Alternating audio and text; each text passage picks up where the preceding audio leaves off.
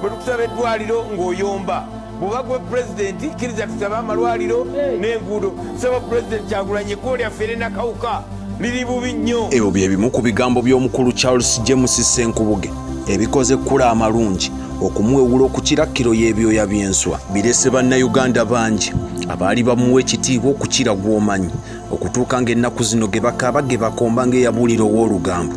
Pulogulaamu ekyasa ennaku zino bagiyita omunnyo ku makya gyaweereza ne mwana muwala eyeegulidde erinnya mu kasuka obugambo bubaalaala Nakanguubi Jennifer abasinga gwe tumanyi nga fulufiga anti ono mu kumansa entungo yeererula. Ebyo byonna nga bigenda mu maaso njagala nkujjukize gwe munywanyi ampuliriza omukulu ono amanyikiddwa nga Charles James Senkubugge ye general manager wa Salt TV ne FM radio. Buli lwe neetiriboosa ku mutimbagano nengwa ku positi ezimuyisaamu amaaso mwana tumulinze nenjoza ku birozo olw'ennaku ebenfumbekedde mu mutima nga nsaasira naddala abavubuka abato abalowooza nti Charles James Senkubugge bw'atyo bwe yali kuva dda.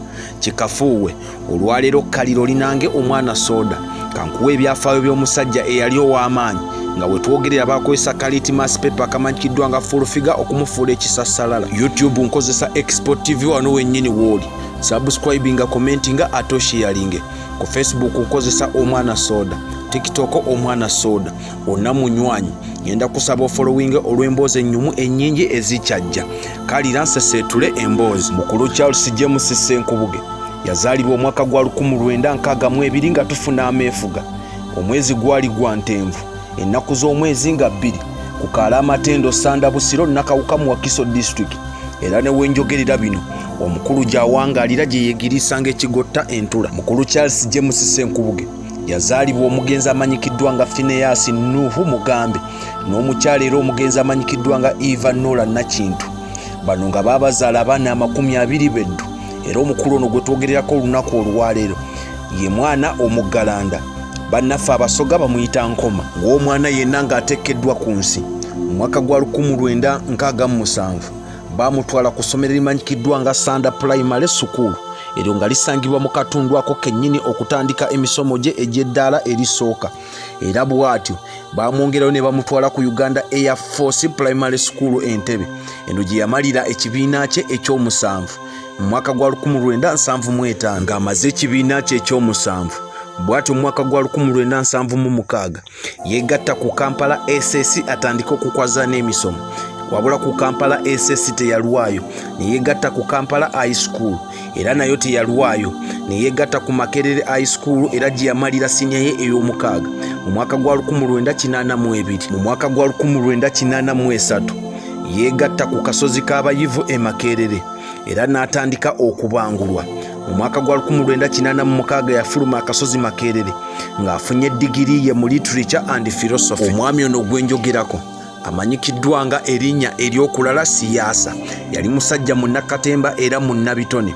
Kikyentegeeza mu mwaka gwa 1980 ng'akyali mu secondary ye ne munywanyi we amanyikiddwa nga Andrew Benon Kibuuka abasinga gwe mumanyi nga Dube atasasula boda baatandikawo ekibiina ekimanyikiddwa nga bakayimbira Dramators ne kakutanda n'osisinkana omu ku bajjajjaffe abaaliwo ebiseera era nga bagoberera nnyo obulamu bw'omukulu amanyikiddwa nga Siasa. Bajja kujjukiza lunye ti mwaka gwa 1981 omukulu ono gwe mwaka gwe yasooka olinnya ku stage okuzannya omuzannyo era baali ku National Theatre. Omuzannyo gwe yasooka olabikiramu baguyita kateete omumpembe. Ebimu ku byafuula Senkubugge okuba omuntu ow'enjawulo era omututumufu mu ggwanga lyattu Uganda gwe mwaka gwa 2001 anti guno yamenya likodi y'omu ku bannakatemba abaagenda ne bajjayo empapula okwesimbawo ku ntebe ey'obukulembeze bw'eggwanga era yazijjayo butereevu wabula kampeyini nga zitojjera. Omwezi ogwamugulansigo ng'ennaku z'omwezi 6 omwaka gwennyini ogwo gwennyini 2001 omukulu yavaayo n'alangirira nga bw'avudde mu kalulu. Kino kyaliwo oluvannyuma lw'okusisinkana omukulembeze w'eggwanga ebiseera ebyo eyali amanyikiddwa nga Yoweri Kaguta Museveni era kyemmanyi yakyabakakkalabya. Yamusisinkana Entebbe mu makaage wabula bwe yatuuka ewa Museveni n'amuwa amagezi n'amugamba mwanange toyonoona biseera. Amagezi genkuwa genda weesimbewo ewammwe ku bubaka bwa paaliyamenti mu Bukoto South Constituency. Ngenda kuwagira era nkuyirewo omubiri ng'enjogera ennaku zino weegamba, wabula nga bw'omanyi muzeeyo w'ekikoofiira byonna yabimusuubiza n'empaawo kye yakola. Wabula era munywanyi teyaggwamu ssuubi.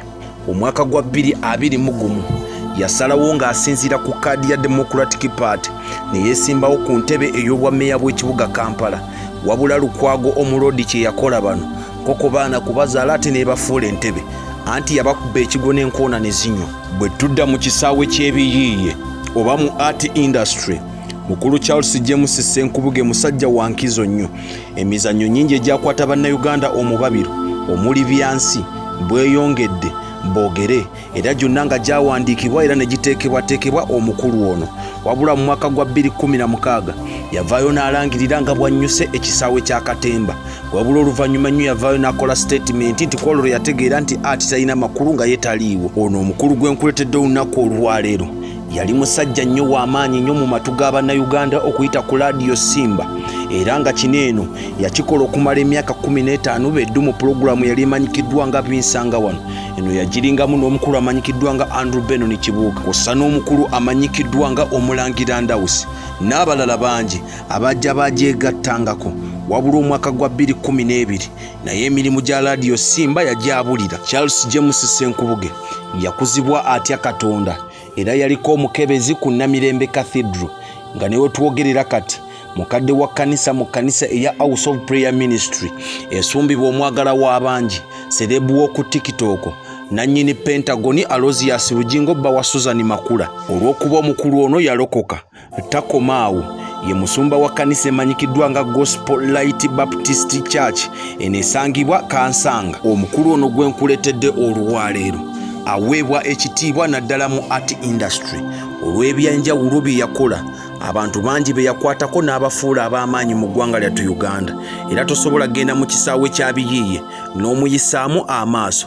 Wabula we twogerera kati ng'ali wamu n'omukyala amanyikiddwa nga Jennifer Nakanguubi eyeeyogerera teyeefiiriddeeyo, afuuse ekisekererwa, afuuse ekyenyinyalwa. Ffe abanyumirwa ati ne tutandika okugakaaba. Ngenda kwongera bingi mu katambi akaddako ebikwatagana ku mukulu amanyikiddwa nga Senkubugge. Ngenda kusaba okkaliro kye yalinga akatambi kano okawooyo yenna alumirwa omukulu ono. Mbadde omwana soda wabula nga sinnasiibula. Kankujukize bakadde baffe aba Cambridge Junior School, bano basangibwa Matugga Kito opposite n'ekikubo ekigenda Essemuto. Batwalira omwana bamubangule. Kye bantegeezezza kasa omwana omutuusa ku ssomero beppabanga Fik Fameka ne Shiba bwe batugamba talina kirala kyaddamu kuwaayo kujjako school fees, ebikozesebwa byonna abisanga ku ssomero. Ennamba zaabwe zizaawo wansi bakubireko wamma naawe onyumire ku mugano guno. Olwa Katonda n'ensi yange munzikirize mbasiibule. Mukama ababeere. Export TV to the world.